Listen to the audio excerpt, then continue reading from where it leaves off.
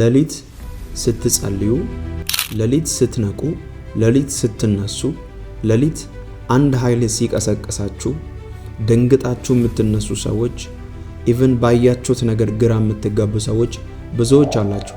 ስለዚህ ዛሬ ሌሊቶቻችሁን እንዴት መዋጀት እንዳለባችሁና ሌሊት ስትነሱ እውነት አስፈሪ ነገር ስላያችሁ ጭምር ነው ወይስ ሌሊት ስትቀሰቀሱ ምንድነው መልእክቱ? ምን አለ ከዛ ያለፈ መልእክት የሚለውን ዛሬ ከእግዚአብሔር ቃል የተወሰነ እናያለን። ሌሊት ስለመጸለይ ደግሞ የተወሰኑ ከእግዚአብሔር ቃል እናያለን ማለት ነው። ሌሊት ስለመጸለይ ጥቅሞችም እናወራለን። እንደገና ደግሞ ሌሊት የጸለዩ የእግዚአብሔር ሰዎችን እናነሳለን ማለት ነው። ማስተዋል ያለባችሁ ነገር ምንድነው? የሌሊት ጸሎት ሰዎች የሚሉት የሌሊት ጸሎት ከቀን ጸሎት ይለያል እንዴ የምትሉ ሰዎች ልትኖሩ ትችላላችሁ። ማስተዋል ያለባችሁ ምንም ጥርጥር የሌለው ሐሳብ የሌለበት ጉዳይ ምንድነው?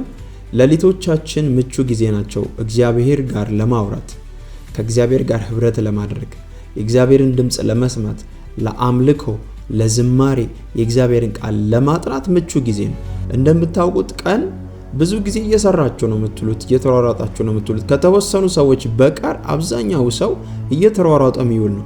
ስለዚህ ያለችው ሰዓት መሽናት ሌሊት ናት አብዛኛው ጊዜ። ይቻላል በዛ ሁኔታ ውስጥ እየሰራችሁ ህብረት ማድረግ ይቻላል።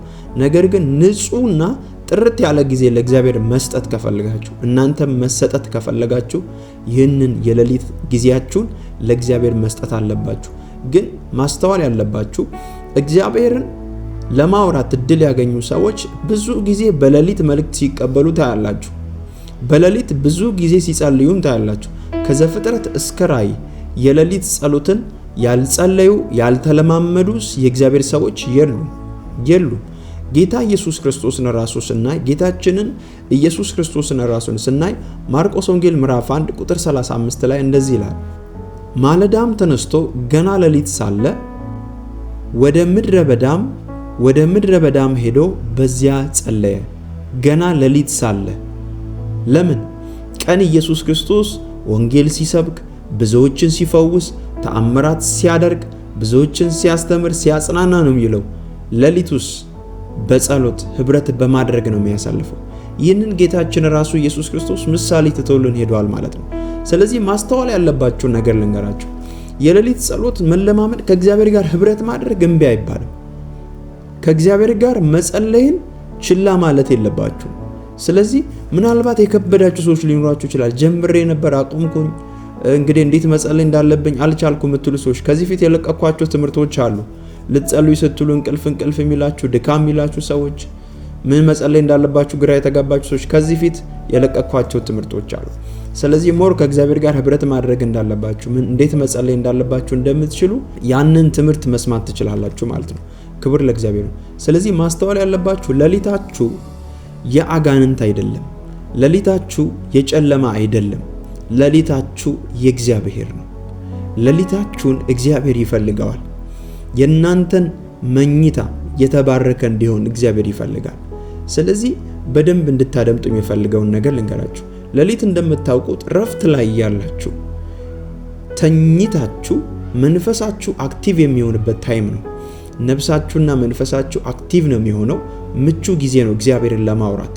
ስለዚህ በዛ ሰዓት ሞር ለማውራት፣ ሞር ድምጹን ለመስማት፣ ሞር ለመጸለይ ምቹ ነው ማለት ነው። ቢኮዝ ስጋችሁ ረፍት ላይ ነው አብዛኛው ጊዜ። ለዛ ነው እኮ ህልም የምታለሙት፣ ድሪም የምታዩት። ለምን? መንፈሳችሁ ነው ባይዞ፣ ስጋችሁ አይደለም። ብዙ ጊዜ ያው ከስጋም የተቀዳለ፣ ከስጋ ህልም አይደለም፣ ነፍሳችሁ ካፕቸር ያደረገችውን ነገር ነው የምታሳያችሁ። እሱን አንቆጥረውም።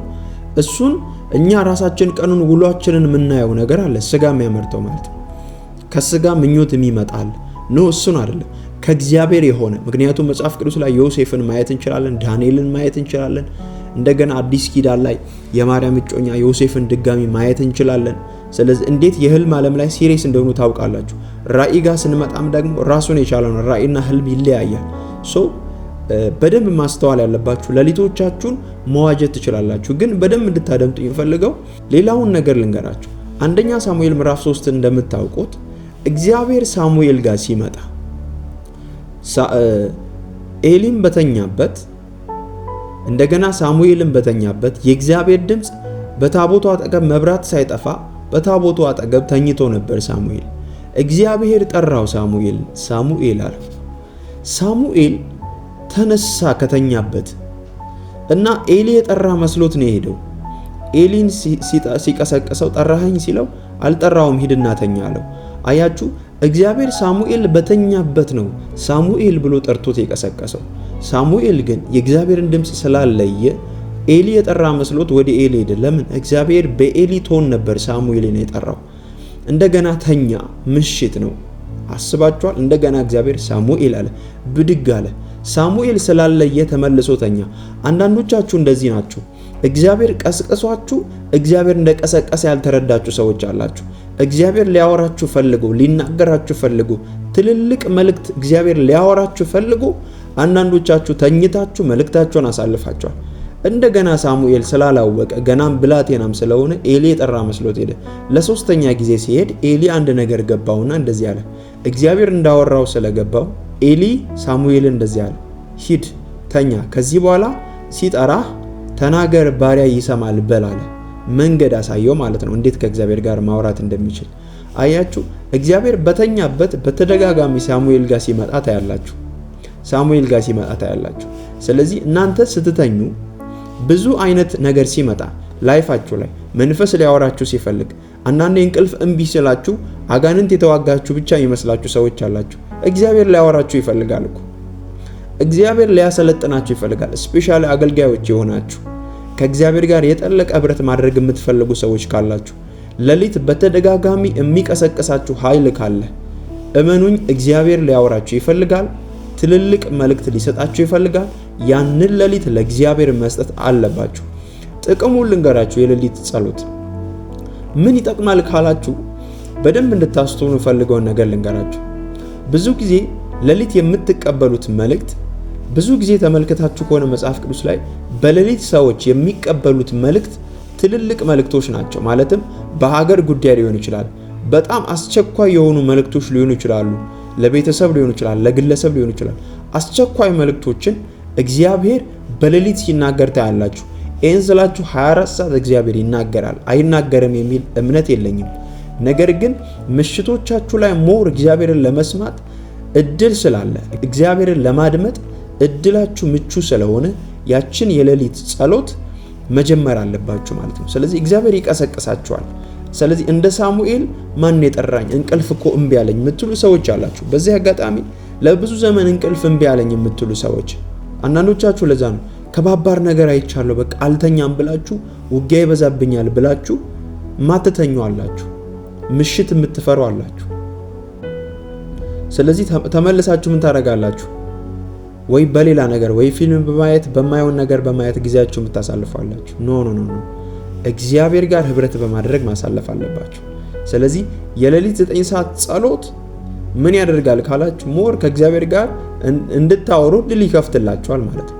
ስለዚህ ሳሙኤል ተመልሶ የእግዚአብሔርን ድምጽ መለየት አቅቶት እንደተኛ አንዳንዶቻችሁ በተመሳሳይ መንገድ እግዚአብሔር እንዲቀሰቅሳችሁ ትፈልጋላችሁ። ፕሊዝ ያኔ ስትነቁ ቶሎ ብላችሁ ስትነቁ በቃ አጋንንት እየተዋጋኝ ነው ብላችሁ እንዳታስቡ፣ ቅዠት ነው ብላችሁ እንዳታስቡ። እንደዛ እውነት ነው። መለየት ያለባችሁ ነገር ልንገራችሁ። እንደተነሳችሁ መንፈሳችሁ ከተረበሸ አንድ ነገር ላይ ናችሁ። የሆነ መንፈስ ዓለም ላይ ወጥመድ ተዘጋጅቶላችኋል። ግን ተነሱና ጸልዩ። ያንን ለፍርሃት አታድርጉ፣ ለጸሎት አድርጉት። አጋንንት በቃ ተዋክቶኛል በሚል ኮንሽስ እንዳትሆኑ ለአጋንንት ዓለም ነገር ግን ማድረግ ያለባችሁ ምንድነው ካላችሁ አጥኑ የእግዚአብሔርን ቃል፣ ህብረት አድርጉ፣ ጸልዩ። ምን ያደርጋል መሰላችሁ? የሌሊት ጸሎት ሌሊት ጸልያችሁ ቀናችሁ በፍጹም የተበላሸ አይሆንም። ሌሊት በአምልኮ መንፈስ በጸሎት መንፈስ የእግዚአብሔርን ቃል አጥንታችሁ ከእግዚአብሔር ጋር ህብረት አድርጋችሁ ቀናችሁ በፍጹም አይበላሽም። ምክንያቱም ልክ ጎህ ሲቀድ ቀናችሁ ብሩህ ነው የሚሆነው። ለምን? ቀድማችኋል፣ በጸሎት ቀድማችኋል፣ በምልጃ ቀድማችኋል፣ በአምልኮ ቀድማችኋል፣ ከእግዚአብሔር ጋር ህብረት በማድረግ። ስለዚህ ሌሊታችሁን እየጸለያችሁ ስታነጉ መንፈሳችሁ ደስ የሚል ነገር ይሰማዋል። ሞር ቦልድነስ ይሰማችኋል። ቀናችሁ ይባረካል። ለዛ ነው አንዳንድ ጊዜ ካያችሁ አስፈሪ ነገር አይታችሁ ጨንቋችሁ ከተነሳችሁ ሞር ምን አይነት ነገር ይፈጠራል እናንተ ላይ? ይጨንቃችኋል፣ ቀናችሁ ይረበሻል። ለምን? ሌሊታችሁ ስለተረበሸ አንዳንዶቻችሁ ቀናችሁ ይረበሻል። ስለዚህ ስትነቁ እንድትተኙ ስትነቁ ማድረግ ያለባችሁ ነገር ምንድነው? መጸለይ፣ ማምለክ፣ ህብረት ማድረግ መቻል አለባችሁ ከእግዚአብሔር ጋር ማለት ነው። እግዚአብሔር ባላችሁበት ስፍራ ሁሉ ጸጋውን ያብዛላችሁ። ልጸልይላችሁ በጌታ በኢየሱስ ስም ምሽቶቻችሁን፣ ሌሊታችሁን ከእግዚአብሔር ጋር የምታወሩበትን ጥበብ የምታወሩበትን ኃይል እግዚአብሔር እንዲለቅላችሁ ጸልያለሁ። ከእንግዲህ ወዲህ እጀት፣ አለማስተዋል፣ ድንጋጤ ከእናንተና ከዘራችሁ ላይ ይሰበር። ሌሊታችሁ የእግዚአብሔር ብቻ እንዲሆን ጸልያለሁ። መንፈሳችሁ ለእግዚአብሔር ዓለም ንቁ እንዲሆን ጸልያለሁ። በኢየሱስ ክርስቶስም ኃይል ይለቀቅላችሁ፣ ኃይል ይለቀቅላችሁ፣ ጸጋ ይለቀቅላችሁ፣ ማስተዋል ይለቀቅላችሁ።